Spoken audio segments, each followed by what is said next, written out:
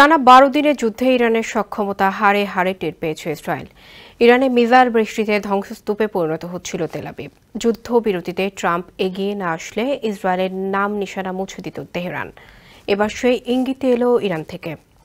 Israel যুদ্ধবিরতি লঙ্ঘন করলে তেল আবিব ভুতুড়ে নগরীতে পরিণত হবে বলে হুঁশিয়ারি দিয়েছেন তেহরানের জুমার নামাজের অস্থায়ী খতিব আয়াতুল্লাহ আহমদ খাতামি। শুক্রবার জুমার নামাজের খুতবা দেওয়ার সময় এই হুঁশিয়ারি দেন তিনি।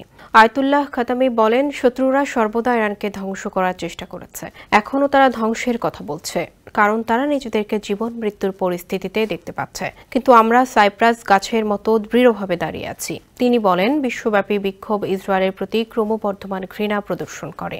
ওয়ালটন এখন দেশের সীমানা পেরিয়ে পৌঁছে গিয়েছে 50টিরও বেশি দেশে।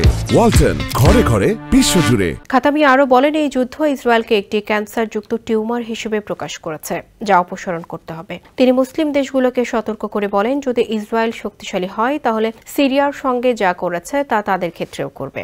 তিনি আরও বলেন, ইরান যুদ্ধের সূচনাকারী ছিল না, কিন্তু তারা দৃঢ়তার সঙ্গে নিজেদের রক্ষা করেছে। খাতামি মার্কিন যুক্তরাষ্ট্রের আগ্রাসনের নিন্দা জানিয়ে বলেন, ওয়াশিংটন সাম্প্রতিক দশকগুলোতে প্রত্যক্ষ বা পরোক্ষভাবে 25টি দেশে আক্রমণ করেছে এবং এর ইতিহাস অপরাধের একটি কালো দলিল।